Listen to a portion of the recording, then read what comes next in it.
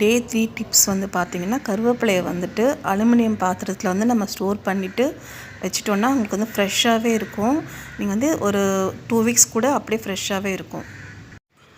Tips 2 நம்ம வந்து பார்த்திங்கன்னா, பொரிக்கிற ஐட்டம் வந்துட்டு எல்லாமே வந்துட்டு அடியில் வந்து கொஞ்சம் ஒட்டும் கடாயில். அந்த மாதிரி இல்லாமல் இருக்கிறதுக்கு நம்ம வந்து எண்ணெய் காய்ஞ்சதுக்கப்புறமா கொஞ்சமாக மைதா ஒரு அரை ஸ்பூன் மைதா போட்டுட்டு அந்த எண்ணெயில் போட்டுட்டிங்கன்னா நம்ம சுடுற வடை பூரி எதுவுமே வந்து உங்களுக்கு வந்து கடாயில் ஒட்டாது. முக்கியமாக வடையெல்லாம் ஒட்டாமல் நல்லா வரும். ட்ரை பண்ணி பாருங்கள். ஸ்மால் டிப்ஸு, தேங்காவை பார்த்திங்கன்னா இந்த 3 கன்று வந்து மேலே இருக்க மாதிரி வச்சிங்கன்னா இந்த வந்து தேங்காய் வந்து அழுகி போகாமல் நம்ம வந்து 1 வீக் கூட வந்து நல்லா ஃப்ரெஷ்ஷாகவே வச்சுருக்கலாம். ஃப்ரிட்ஜில் வைக்கணுன்ற அவசியம் கிடையாது. இந்த சின்ன டிப்பை வந்து ஃபாலோ பண்ணிக்கோங்க. அந்த மாதிரி 3 கன்று மேலே இருக்க மாதிரி நீங்கள் வந்து வீட்டில் ஸ்டோர் பண்ணிக்கோங்க. தேங்காய் வந்து எப்போவுமே நல்லா ஃப்ரெஷ்ஷாகவே இருக்கும். நம்ம உடைக்கும்போது அப்படியே வந்து யூஸ் பண்ணிக்கலாம். தேங்க்யூ.